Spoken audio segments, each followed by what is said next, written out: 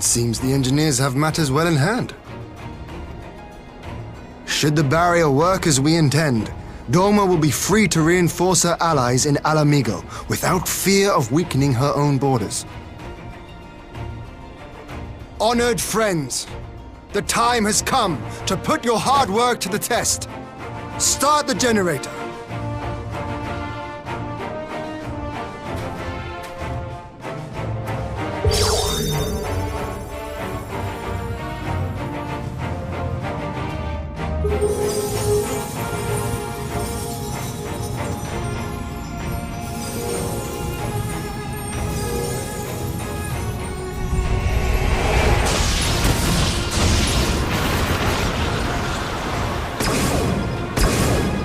Node 1 is operational.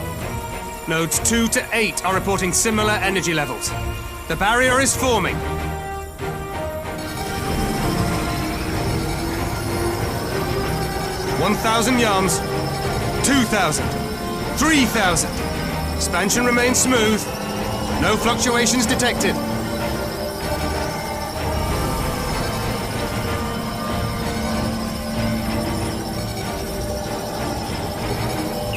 4,000! 5,000! Target altitude reached! The barrier is holding steady at 5,000 yards! We've done it!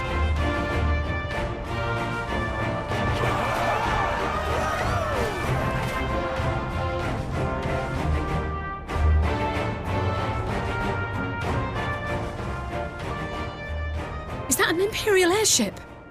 Of all the rotten timing. But this is a gift, Mistress Alize. They can test our new wall for us.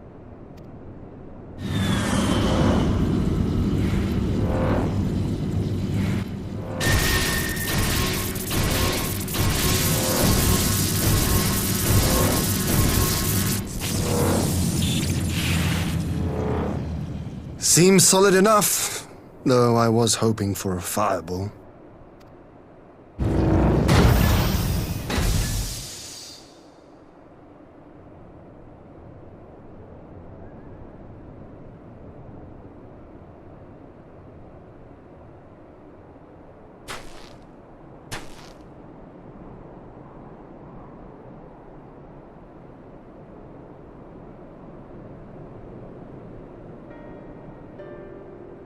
By the gods, it's Alpha now. What are you? Let me go! He has my brother! Lower the barrier!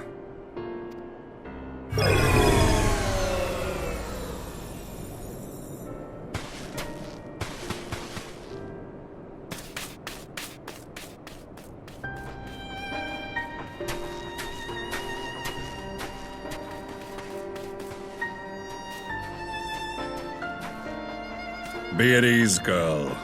The lad is not dead, merely locked in slumber. No, not him too.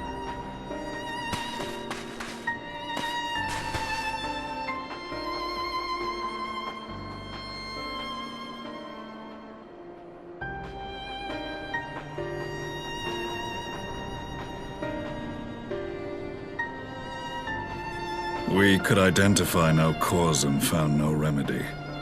Thus I sought to return him to Doma, and into the arms of Lord Hien himself, it would seem. It is a day for fated reunions. Would you not agree, adventurer? Or should I address you as the Warrior of Light?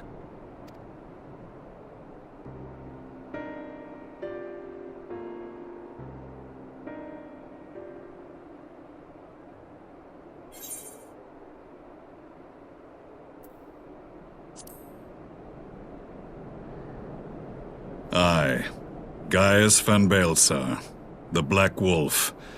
That was the title I was given, one I have long since relinquished.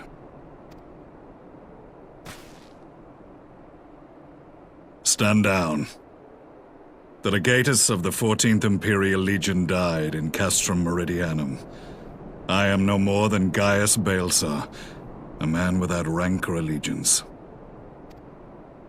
Impossible! There's no way you could have survived. Do you remember how it unfolded? How I was deceived by La Habrea? How I was convinced that reviving the Ultima weapon would allow me to bring peace to Eorzea? The Ascian used me, as he used so many others, all to further the restoration of his wretched god. Yet even with the might of Alec at my command, you bested me. And as the Praetorium went up in flames, I was content to burn along with it. For a moment at least. A moment of folly. To surrender my life thus would have been to betray all who died for my cause. It was for them that I dragged myself free of the rubble, and swore vengeance on the Ascians.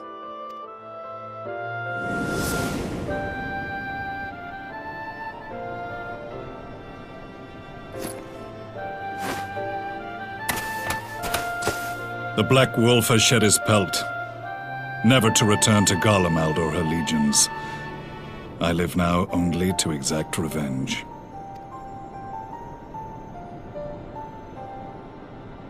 My principal quarry was to be La Habrea, whom I gather you have since ushered onto oblivion.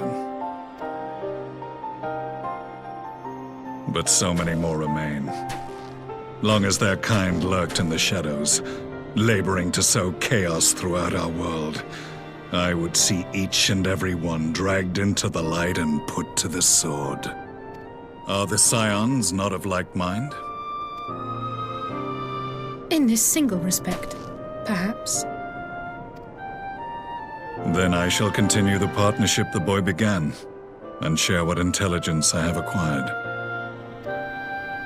Among the Ascians, the Black-Masked Ilk are subordinate to those who wear red. This you already know. Yet among the Red there exists a hierarchy. Those set adrift with the shards clearly stand below those still joined to the source. Nabriales, who once dared to intrude upon the Rising Stones, belonged to the former group, and while he was indeed a dangerous foe, his powers were inconsequential next to the paragons of the Source. The first was La Habrea, who plagues us no more. There is also the white-robed Elidibus, and the elusive emet-selch, about whom little is known. We have files on La Habrea and Elidibus, but I believe this emet-selch is new to us? As I assume my brother told you, we have evidence to suggest that an Ascian now walks in the body of the Crown Prince. Have you identified this interloper? Elidibus seems the most likely culprit. As emissary, it is his role to maintain the equilibrium between darkness and light. Your many deeds in Hydaelyn's name have upset the balance, and I believe he seeks to restore it by throwing his considerable power behind the Empire. As a leader of the Ascians, he is one of our primary targets. It was on the trail of this very prey that the boy and I came across the scene of a failed uprising. In the absence of a single Garlean casualty, we inspected the bodies of the rebels, and the lack of any external injury drew my immediate attention. They had been slain by Black Rose, an alchemical invention of the Imperial Army. When I yet served as legatus, I ordered its production halted, and all stockpiles destroyed. Toxic gas is not a tool of conquest, but of extermination. Toxic gas? This must be the new weapon Maxima warned us about. Something deadly enough to sweep away all resistance in a matter of hours. Gods. You don't think they're planning to use this in Alamigo, do you? Put your fears to rest. We infiltrated the production facility and destroyed all existing stores of the chemical along with the plant itself. Even should they rebuild the operation, they will not soon manufacture another batch. Regardless, I would draw your attention to a directive we discovered in the plant's records. The document was marked with a recent date and authorized with the signature of one Zeno C.A. Galvus.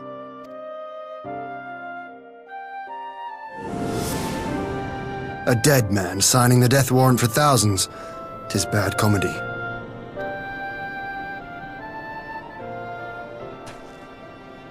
But the tale does not end there.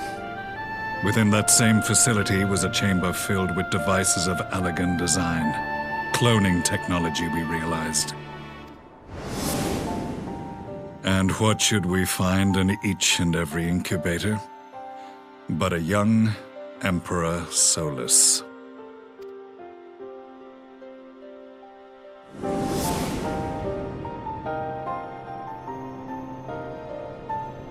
All of which prompts the question, were the Ascians responsible for these abominations, or was it the will of the Emperor?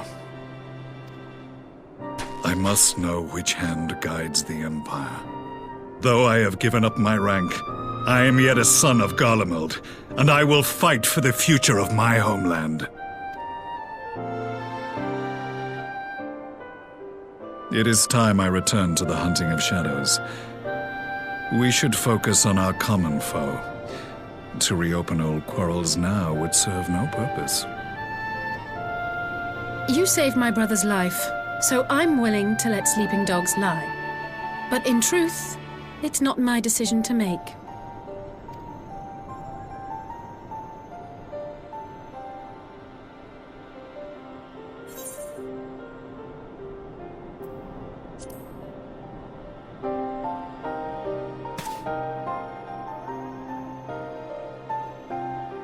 There was a time when I scorned those who placed their faith in false gods, even as I, in my blinkered conviction, place mine in Ascian promises.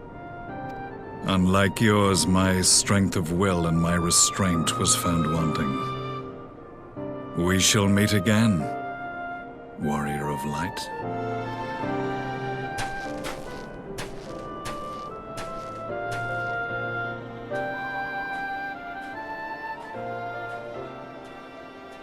So that was the infamous Black Wolf. An unexpected ally, to say the least.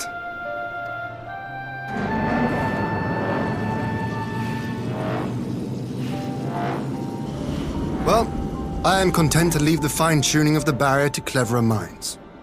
Let us bid our friends from the Ironworks farewell, and see what can be done for Alphino back in Dorma.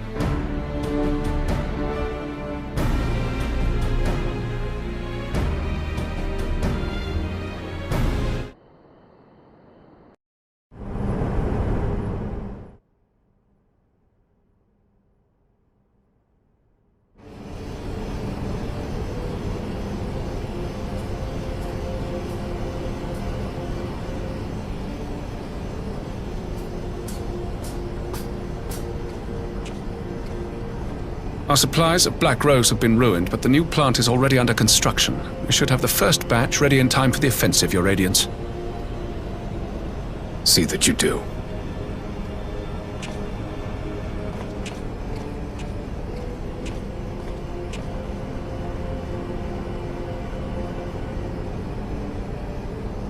Ah, yes, the infamous Black Rose. If I recall correctly, Gaius did not much care for the invention.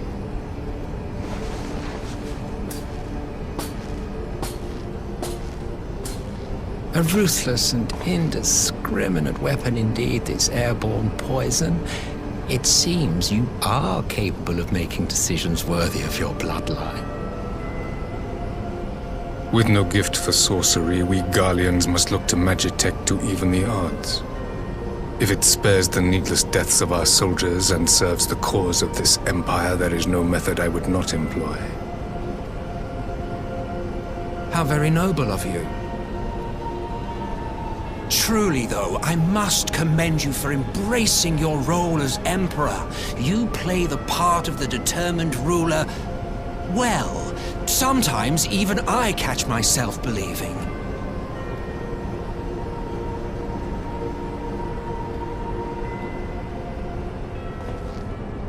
A silent agent of death. Now that I think on it, Black Rose may well possess the perfect aspect.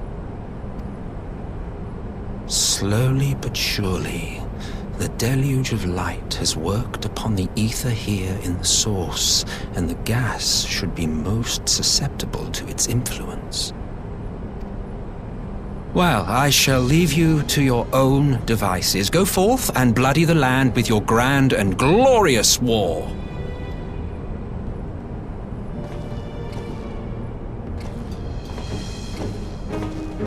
While you do what, precisely?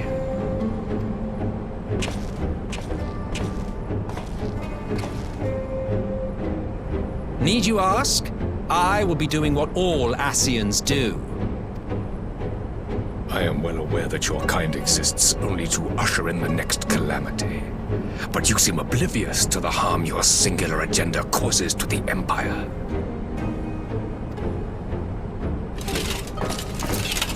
You cannot have forgotten the events which followed your mortal demise.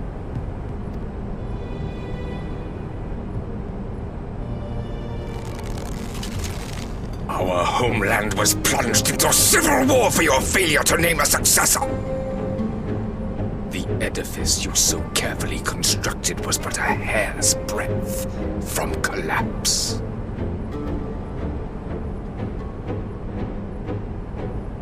Are you truly so naive? You thought me oblivious to the consequences of a departure so painstakingly timed? It was by design? Well, of course it was. Though I will admit the resulting panic exceeded even my wildest expectations. But how can you be surprised? Throwing the world into disarray was the very purpose for which this nation was, as you say, so carefully constructed.